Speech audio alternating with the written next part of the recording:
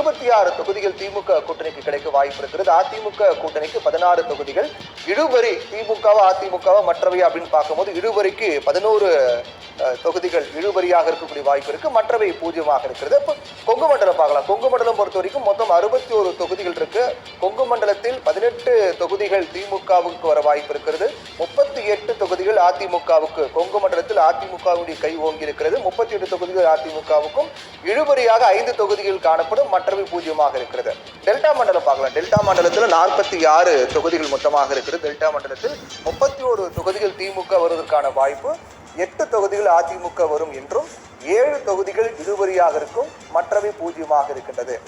அப்போ டெல்டா மண்டலத்தில் அதிமுக 8, திமுக 31 இருக்கிறது. தென் மண்டலம் பார்க்கலாம். தென் மண்டலத்தில் மொத்தம் 58 தொகுதிகள் இருக்கிறது.